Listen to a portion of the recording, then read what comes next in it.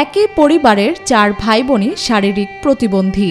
আমরা 4 ভাই বোন প্রতিবন্ধী। কি একটা ভাগ্যের ইতিহাস, আল্লাহর ইচ্ছা। সুস্থ শরীরের শান্তি আল্লাহ তাআলার অপার নিয়ামত। যার শরীর অসুস্থ সে ছাড়া এর গুরুত্ব অন্যরা বুঝবে না বলে মনে করেন তাদেরই একজন। আর আমাদের কেন আল্লাহ এরকম একটা কষ্টের মধ্যে দিল?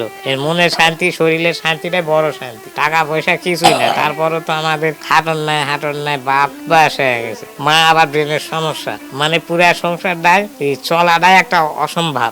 শৈশবে ছুটে বেরিয়েছেন গ্রামের পথে প্রান্তরে, সবার সাথে একটু একটু করে খেলতেন ফুটবল, অথচ এখন নেই হাঁটার শক্তি, এমনকি পারেন না দাঁড়াতেও। মানবিক একটা জীবন যাপন করতেছি, অবহেলিত আমাদের যে নাংকৃষ্ট জীবনটা আমরা পার করতেছি। এই সারা পৃথিবীর জুড়ে মনে হয় 4 জন প্রতিবন্ধী একই পরিবারে নাই। বিশ্বের মাঝে একটা অবাক করাই ঘটনা। এমনই একটা শারীরিক প্রতিবন্ধী, যে প্রতিবন্ধীর একটা ধরন থাকে, এমনই প্রতিবন্ধী আমরা, এ মনে করে যে এই যে নামবে টুল থেকে তাও পারবে না, ওই যে কানেও শুনতে পারে না, ওই বোনটাও চলতে পারে না। এই যে কষ্ট, 4 ভাই বোন এরকম একই পরিবারে সারা বিশ্বের মধ্যে কোথাও নাই। টুল টেনে টেনে চলতে হয় 4 ভাই বোনকে। বাসায় প্রতিবন্ধী বান্ধব একটি অটোরিকশা থাকলেও একজন ছাড়া বাকি 3 জন তা ব্যবহার করতে পারে না। একটু বেশি দূরত্বে গেলে নিতে হয় অপরের সাহায্য। এই 4টা একই পরিবারের যে একটা ইতিহাস, এটা একটা মনে করো যে চরমই একটা দুঃখজনকই ব্যাপার।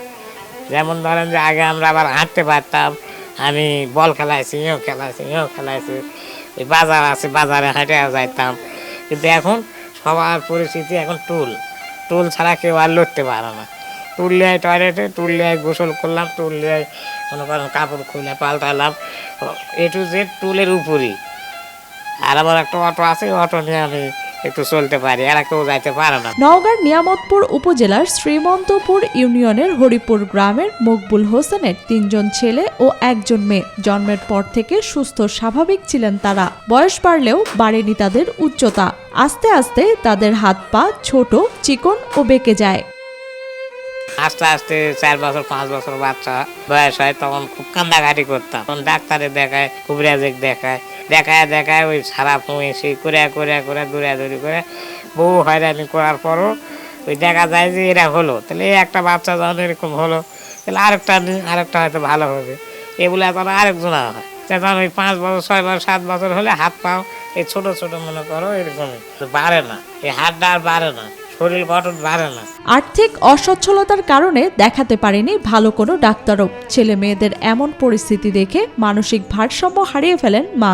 সন্তানদের দেখাশোনা করার জন্য বাবা দ্বিতীয় বিয়ে করেন। সৎ মা হয়েও মা হারানোর কষ্ট বুঝতে দেননি কমলা বানু। মায়ের মতোই আগলে রেখেছেন প্রতিবন্ধী ছেলে মেয়েদের। প্রথম স্ত্রী মাতার ব্রেনের সমস্যা হয়, তাই বিধায় আর একটা বিয়ে করছে।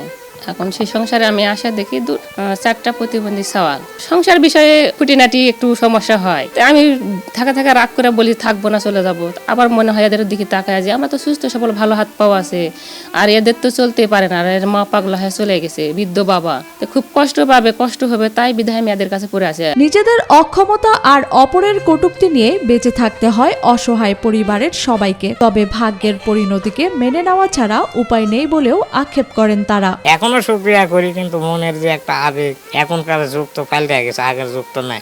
এখন মানুষের কেউ কুটুক্ত চোখে দেখে, ছাড়া চলতে পারে না, করে না, ঘৃণাও করে অনেক। আগে তো ওরকম অতটা করতো না। এদিকে সবার ছোট ভাই আব্দুর রহমান বাড়ির পাশে ছোট্ট একটি দোকান নিয়ে বসেন। সেখান থেকে যা আয় হয় তা দিয়ে চলে সীমাহীন কষ্টের সংসার। দারিদ্র্যের নির্মম কষাঘাতে জর্জরিত শারীরিক প্রতিবন্ধীরা।